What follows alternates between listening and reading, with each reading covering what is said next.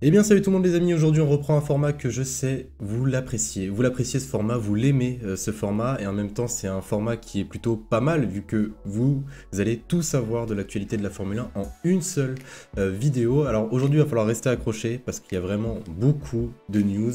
Pour ceux qui ne le savent pas, à ce moment même, il y a les essais à Barcelone. Alors ces essais à Barcelone ne sont pas télévisés, il faudra attendre le mois de mars pour avoir des essais à Bahreïn qui pourront être potentiellement télévisés. Mais on a quand même pas mal de nouveautés, notamment l'avis des pilotes sur ces monoplaces de 2022, mais ça, j'y reviendrai. Alors avant qu'on commence cette vidéo, n'hésitez surtout pas à liker, bien évidemment, à la fin si vous l'avez aimé, à vous abonner si ce n'est pas déjà fait, ça me donne de la force, et même avec la saison qui arrive, vraiment, abonnez-vous, vous n'allez pas être déçus de ce qui arrive. En tout cas, on est parti les amis pour la première news. On commence avec une première news et on va commencer avec quelque chose d'assez léger. Voilà, une petite news en quelques secondes. Ça me semblait important que vous le sachiez. Le circuit de Austin, basé aux États-Unis, a signé un nouveau deal avec la F1 jusqu'en 2026. Alors déjà, pour ceux qui ne le savent pas, l'année prochaine, enfin du moins cette année, voilà, j'ai encore du mal avec ça. Cette année, on va avoir deux grands prix aux États-Unis. On va avoir le Grand Prix de Miami et le Grand Prix des États-Unis situé à Austin, voilà, sur le circuit de Austin.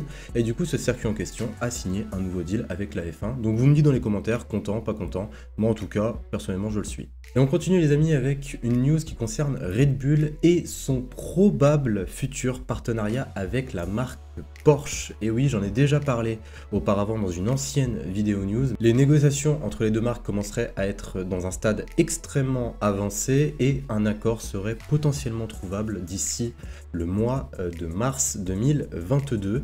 Et d'ailleurs, par rapport à ce partenariat, il commencera d'ici 2026 entre Porsche et Red Bull. Un petit peu comme Porsche et Red Bull, on va parler d'une chose dont j'avais déjà parlé auparavant, et juste pour vous dire, j'ai même fait une vidéo sur cette écurie, sur ce sujet.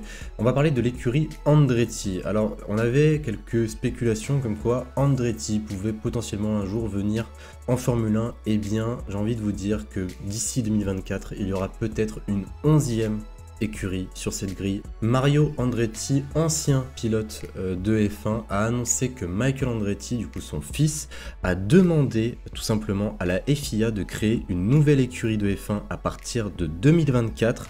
L'équipe qui se nomme Andretti Global dispose des ressources nécessaires pour remplir toutes les conditions. Andretti attend du coup la décision de la FIA. Alors il faut savoir que pour avoir une 11e écurie en Formule 1, ça demande énormément de temps de faire une demande de cette sorte, et en plus ça demande énormément d'argent, mais vous inquiétez pas, Andretti en ont, et d'après Toto Wolff, même Toto Wolff a donné son avis sur Andretti, Toto Wolff a prévenu les Andretti pour pouvoir venir en Formule 1, il leur faudra au moins, au minimum, 1 milliard d'euros. Donc voilà ce qui a été dit. On passe à la prochaine news, et là on va parler du règlement, ou plutôt d'une règle qui a été littéralement supprimée, jetée à la poubelle, et pourtant elle était là depuis très très longtemps. On va parler de la règle des pneus obligatoires de Q2. Et bien cette règle a été totalement supprimée par la FIA. Pour ceux qui ne voient pas de quoi je parle, c'est très très simple en fait. Quand les pilotes arrivent en Q2, eh bien ils vont utiliser un train de pneus. Ce train de pneus là, s'ils font le meilleur tour avec et qu'ils se qualifient dans le top 10 du coup en Q3, eh bien le lendemain pendant la course, pour le départ, ils devront obligatoirement utiliser le train qu'ils avaient utilisé en Q2 le samedi, quoi, tout simplement pendant la journée de qualification. Je pense que pour la plupart d'entre vous, vous connaissez cette règle, mais voilà, ça me semblait quand même important de vous la redonner. En tout cas, cette règle a littéralement été supprimée. Donc vous me dites les amis ce que vous pensez par rapport à la suppression de cette règle. Moi personnellement, je pense pas qu'il y aura beaucoup de changements, vous me dites ce que vous en pensez. Donc voilà, on passe à la prochaine news. On va terminer avec des propos, des citations des pilotes concernant les monoplaces de 2022.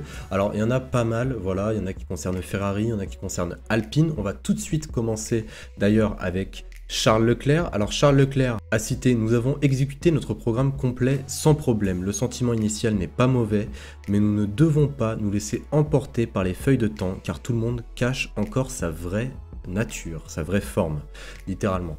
Donc voilà les propos de Charles Leclerc, parce qu'on a beaucoup parlé de Ferrari hier, comme quoi Ferrari avait l'air beaucoup mieux en termes de comportement, en termes, même en regardant les temps, je crois que Charles Leclerc, il faisait partie des 2 meilleurs au temps avec Lando Norris, si je dis pas de bêtises. Donc voilà, après Charles Leclerc, il a totalement raison dans le sens où il dit tout le monde cache sa vraie forme, puisque rien qu'à regarder les feuilles de temps, c'est sûr qu'il y a un léger écart quand même, enfin même un grand écart entre les temps d'hier et les temps de l'année dernière. On parle de 2 secondes à 3 secondes plus lent. On passe maintenant à un autre pilote et cette fois-ci c'est Fernando Alonso qui va nous parler de la Alpine. Alors la Alpine, elle a eu quelques petits soucis pendant les essais privés, notamment dû à son DRS. Son DRS ne pouvait pas s'ouvrir littéralement.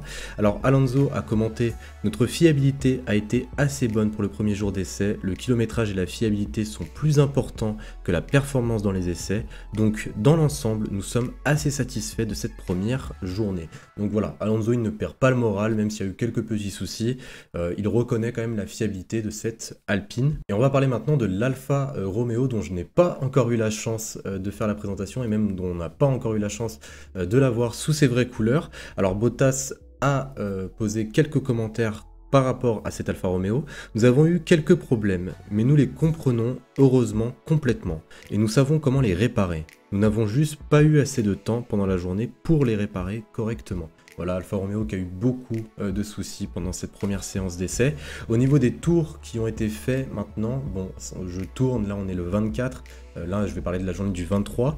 Il y en a eu 153 pour Ferrari, 147 pour Red Bull, 132 pour Williams, 127 pour Mercedes ex aequo avec Alpine 127 également, 121 pour AlphaTauri, 119 pour Aston Martin, 103 pour McLaren, 43 pour Haas et seulement que 32 pour du coup l'écurie italienne Alfa Romeo. Donc voici les amis ce petit compte rendu de ces essais. Après il y a eu d'autres choses qui ont été dites, notamment que Checo adorait la Red Bull, que Max Verstappen avait un petit peu de mal, mais voilà, qu'il était très confiant concernant cette saison. En tout cas voilà, il y a eu d'autres propos, mais ils n'étaient pas forcément ultra sérieux et ça parlait pas forcément de la monoplace. Donc voilà. Alors j'ai dit que c'était la dernière news, mais j'en ai une dernière quand même, voilà, parce que je sais que vous aimez ça, je sais que vous aimez un petit peu les dramas. On va parler de ce que Valtteri Bottas a dit sur la future saison de George Russell aux côtés de Lewis Hamilton. Est-ce que Bottas pense que George Russell pourra faire mieux que Lewis Hamilton? Je vais tout de suite vous le citer. Je ne vois personne battre Lewis dans la même voiture dans un avenir proche. Ouais, Bottas il est cash. Hein. George s'adaptera bien parce qu'il est chez Mercedes depuis quelques années, mais battre Lewis n'est pas facile.